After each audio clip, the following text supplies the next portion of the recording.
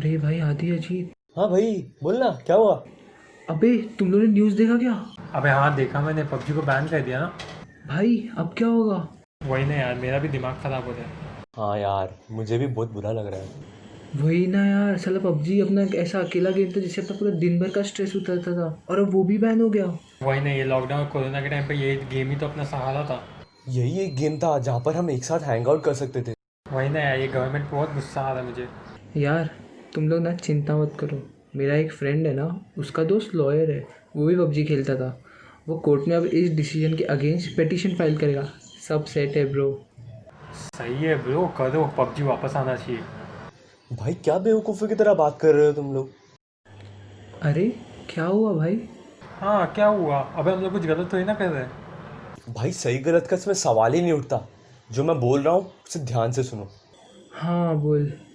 भाई पहले ये बात को समझो कि ये पबजी गेम और बाकी 118 ऐप्स और जो इसके पहले जो ऐप्स बैन हुए हैं ये इंडिया में बैन क्यों हो रहा है। इसका मेन रीज़न हमारा चाइना के साथ बॉर्डर डिस्प्यूट है। चाइना उधर बॉर्डर में हमारी ज़मीन हड़पने की फिराक में है, बट हमारी बहादुर इंडियन आर्मी उन्हें 1 इंच ज़मीन लेने नहीं देगी।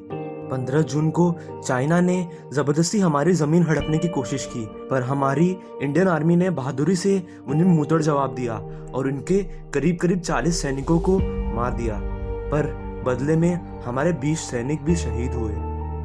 पर कभी तुमने सोचा है कि हमारी इंडियन आर्मी उधर बॉर्डर पर ज़मीन के लिए क्यों लड़ रही है? ये उनका कोई पर्सनल झगड़ा या पर्सनल ज़मीन नहीं है, बल्कि ये ज़मीन तुम्हारी, मेरी और हम सब की है, क्योंकि ये ज़मीन हमारे देश की है, जिसके लिए हमारी इंडियन आर्मी उधर डट कर खड़ी है और दुश्मनों को मुंह तोड़ जवाब दे रही है। पर दुख की बात यह है कि हम यहाँ सिर्फ एक गेम के लिए रो रहे हैं। पर कभी तुमने ये सोचा है कि गेम के लिए लड़ता हुआ देख उन 20 शहीदों के आत्माओं को कैसा लगेगा और उन शहीदों के घर वालों को कैसा लगेगा? पर नहीं, हम ये सब कभी नहीं सोचेंगे। हमें तो बस एक गेम चाहिए। और रही बात ये गेम और बाकी सारे ऐप्स को बैन करने की, हमारे गवर्नमेंट ने इन्हें बैन इसलिए किया है क्योंकि ये हमारे पर्सनल डेटा चाइनीज़ गवर्नमेंट को लीक करती है। और पबजी को बैन करने का एक सबसे बड़ा रीज़न ये है कि पबजी हमारे इंडिया से हर महीने ऑन एन एवरेज 51 करोड़ कमाती है, जिसका बहुत बड़ा हिस्सा चाइनीज़ गवर्नमेंट को जाता है। अब ये बात सोचो, उन्हें सिर्फ ये एक ऐप से इतनी अर्निंग होती थी, तो बाकी सारे ऐप्स को जोड़ के कितनी अर्निंग होती होगी।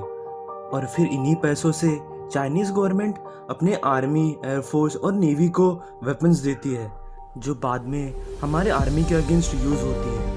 या फिर तो ये गेम खेल के हम लोग अपने देश के खिलाफ ही पैसे दे रहे हैं। हाँ यार, बात तो बिल्कुल सही है। मैं भी किसी बेवकूफ़ों की तरह बात कर रहा था पहले। वही तो मैं बोल रहा हूँ। अरे पर भाई ई स्पोर्ट्स का क्या, जो पबजी की वजह से इंडिया में इतना बढ़ रहा था। भाई सिर्फ पबजी गेम ही स्पोर्ट्स नहीं है, स्पोर्ट्स में और भी बहुत सारे गेम्स आते हैं। अब भाई ये किस बात का स्पोर्ट्स प्लेयर हो गया जो सिर्फ पबजी खेलता है? वही ना, एग्जाम्पल के लिए श्राउड को ही ले लो।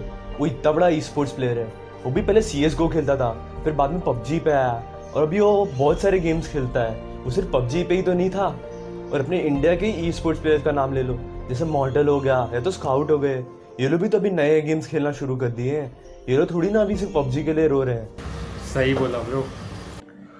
हाँ, और रही बात स्ट्रेस उतारने की, वो तो हम पबजी आने के पहले भी कुछ ना कुछ करके उतार ही लेते थे।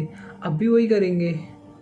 हाँ, जैसे कि और कोई गेम, जैसे कि COC, क्लैश रॉयल, बहुत सारे गेम हैं यार। और अभी तो COD है ना, और COD नहीं तो कुछ और सही। हाँ, और हम सीरीज भी तो देख सकते हैं। और अभी मिर्ज़ापुर 2 भी तो आ रहा है। तो शूटिंग भी चालू गई, तो बहुत सारे नए नए सीरीज़ भी आ रहे हैं। हाँ, और मैं जाके अपने उस फ्रेंड के लॉयर को रोकता हूँ और उसे समझाता हूँ कि हम क्या गलत कर रहे हैं। हाँ यार, मैं तो COD डाउनलोड करता हूँ। रुको रुको, मैं भी डाउनलोड करके आता हूँ। अरे भाई मेरे पास ऑलरेडी है, तुम लोग का जब डाउनलोड हो जाएगा तो मेरे को बताना, मैं ऑनलाइन ही हूँ।